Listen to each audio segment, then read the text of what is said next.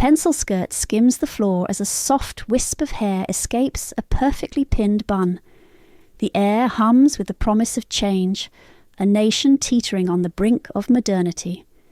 In the swirl of tea gowns and tailored jackets, a new silhouette emerges, one that would captivate the imagination of an entire country.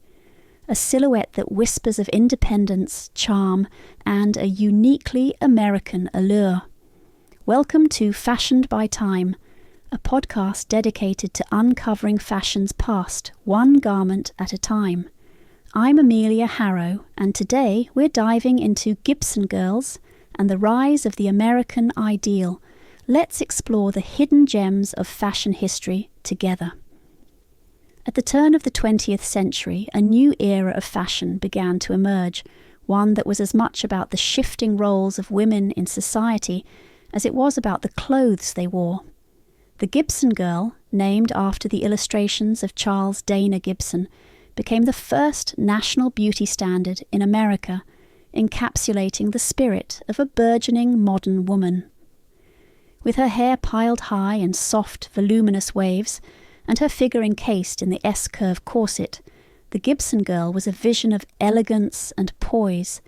Yet, beneath this carefully crafted exterior lay a symbol of subtle rebellion and transformation. In the bustle of Edwardian society, where women were often confined to domestic spheres, the Gibson Girl represented a new kind of femininity, one that was active, vibrant, and undeniably self-assured. She was the cyclist, the tennis player, the woman who dared to enter the workforce, even if only as a typist or telephone operator. Her clothing, while still restrained by the corset, allowed for movement and a newfound sense of freedom. The shirtwaist blouse, often paired with a long skirt, became a staple of her wardrobe, practical yet stylish, echoing the complexities of a woman balancing tradition and progress. The Gibson Girl was more than an illustration. She was a cultural phenomenon, influencing not just fashion but also the broader social landscape. Her image graced magazines, advertisements, and even postcards, making her the first truly mass-produced icon of American beauty. Yet, while she was celebrated for her grace and charm, the Gibson Girl also reflected the tensions of her time. She was the embodiment of a society grappling with the changing roles of women, caught between the old world and the new, where suffrage movements were gaining momentum and the quest for gender equality loomed on the horizon. While Charles Dana Gibson's pencil sketches immortalized this ideal, it was the women who donned the garments that brought the Gibson Girl to life. Designers like Lady Duff Gordon, known professionally as Lucille, played a pivotal role in shaping the fashion of the era.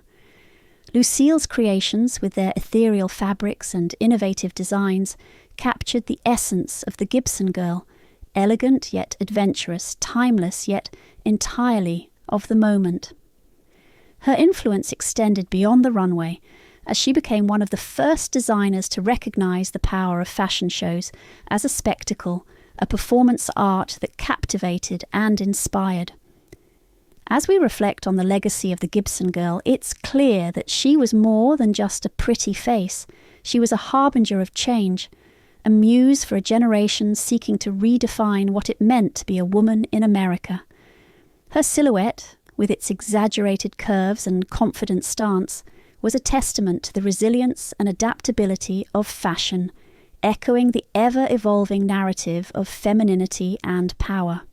Thank you for joining me on Fashioned by Time. I hope today's journey through Gibson Girls and the rise of the American ideal has sparked your love for vintage style and timeless trends.